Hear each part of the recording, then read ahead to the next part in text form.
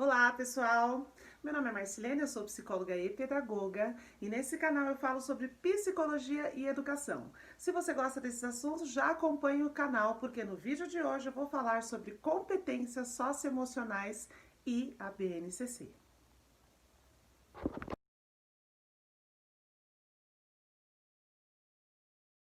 Emocionais. Temos aí então a junção, ou melhor, a integração entre dois tipos de competências: as competências sociais e as competências emocionais, certo? Então, assim, para a gente entender de uma maneira bem simples, competências emocionais é a maneira com que você lida e com que você conduz, com que você controla, com que você regula as suas emoções. Ou seja, você saber conhecer-se e identificar e saber lidar com suas próprias emoções no dia a dia. Essas são as competências emocionais. Aí a gente junta as competências sociais, ou seja, é a maneira com que você se comunica, com que você entende o outro, que você se coloca no lugar do outro, com que você sabe entender, se relacionar e se desenvolver, se desempenhar bem em uma situação social. Bom, entendido isso, o que as competências socioemocionais fazem na BNCC, que é a Base Nacional Comum Curricular, que é o documento que vai normatizar e que vai conduzir a maneira que os currículos serão organizados. A base não é o currículo, ela é uma condução, uma orientação do currículo. Mas não é simplesmente uma orientação, olha, você pode fazer mais ou menos assim. Ela é uma orientação que ela tem um caráter e uma função normativa de legislação. Então, a escola, ela não segue a base se ela quiser. Não, os sistemas de ensino, eles têm que se adaptar, eles têm que se organizar para seguir o que a base diz. Então, a base não é simplesmente uma orientação, ela é uma orientação, mas ela tem caráter normativo, ou seja, é obrigatório. Tudo bem? Então, o que as competências socioemocionais fazem na base? No mundo de hoje, a gente já conversou um pouquinho sobre isso, que a escola não é o único lugar onde a criança, o aluno, vai adquirir conhecimento.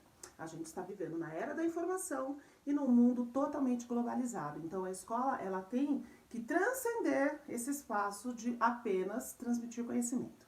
E um dos papéis que ela está assumindo, que sempre assumiu, na verdade, é o papel de preparar a criança para a vida, o aluno para a vida.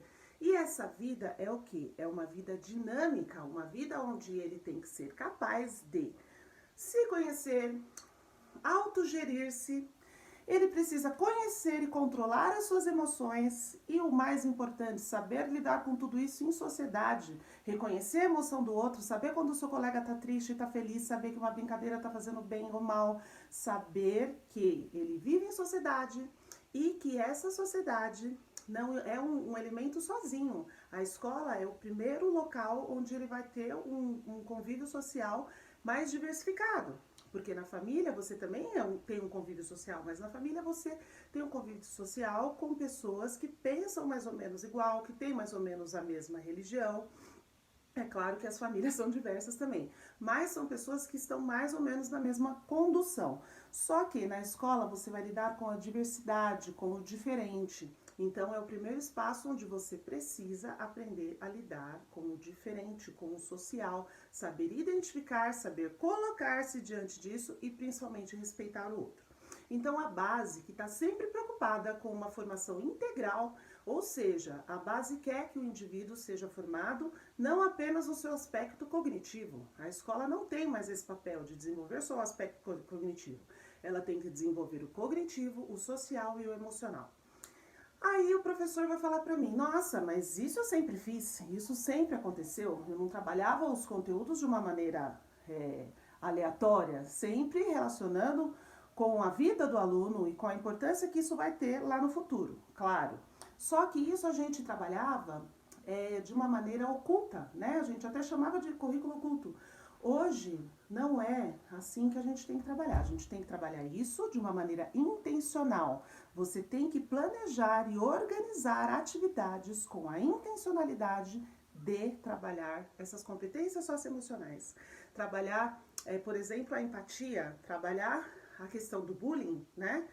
O bullying é o quê? Você não se colocar no lugar do outro, porque quando você se coloca no lugar do outro e percebe que o seu colega não está gostando da situação, que aquela situação não está legal para ele, não está divertida, você começa a raciocinar e pensar, nossa, eu quero que o meu colega tenha esse sentimento ou não, aí é uma opção sua. Mas você precisa para isso ter a empatia, que é essa capacidade de colocar-se no lugar do outro.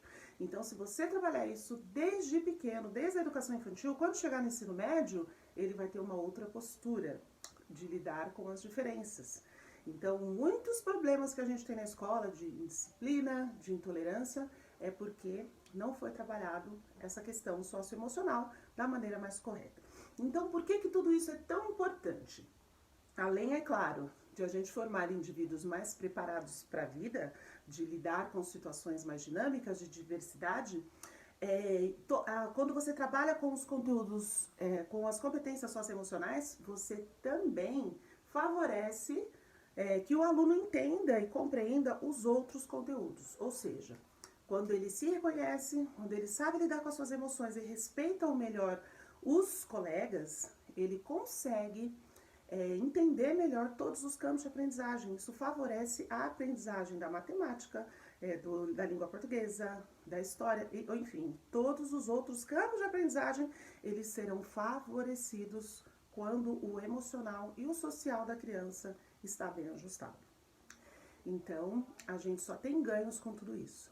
Como diria o nosso querido e estimado Freud, o ser humano normal é aquele que sabe trabalhar e amar, ou seja, é aquela pessoa que ela sabe reconhecer as suas emoções, sabe lidar bem com elas, sabe ter relacionamentos sadios, seja na escola, seja com os amigos, seja relacionamentos afetivos, e sabe trabalhar, ou seja, ela sabe lidar com o ambiente de trabalho, ser uma pessoa produtiva, uma pessoa eficiente, porque ela é uma pessoa bem resolvida, é uma pessoa segura. Então, o Freud tinha toda razão quando ele dizia que o ser humano, ele tem que saber, né, o ser humano adulto, ele é maduro quando ele sabe trabalhar e amar adequadamente. Então, professores, nós precisamos nos adequar a essa nova exigência da BNCC. Se você já trabalha com isso, que ótimo. Se você não trabalha, você precisa se adequar e corresponder a essa exigência da base, porque nós estamos criando, ou melhor, nós estamos educando e nós estamos desenvolvendo os alunos para que ele lide com as situações da vida. Então, é para isso que a escola serve. Os conteúdos escolares, eles são muito importantes, mas eles podem ser adquiridos em qualquer lugar. Se a escola não assumir esse papel de preparar o aluno para a vida, para as situações da vida, saber lidar com suas situações, problemas reais, ela vai realmente perder a sua função. Então, nós precisamos nos adequar e quem já trabalhava assim, que ótimo. Quem não trabalhava precisa entender, compreender tudo isso e procurar cumprir com essa exigência da base, porque agora é obrigatório.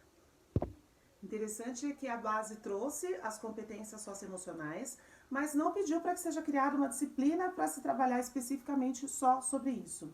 Esse assunto ele tem que ser tratado em todos os componentes curriculares, em todos os campos de aprendizagem, em todas as disciplinas, ou seja, o professor de português, de matemática, de história, de geografia, todos, desde a educação infantil, tem que ter o compromisso de trabalhar essas competências socioemocionais em todos os conteúdos.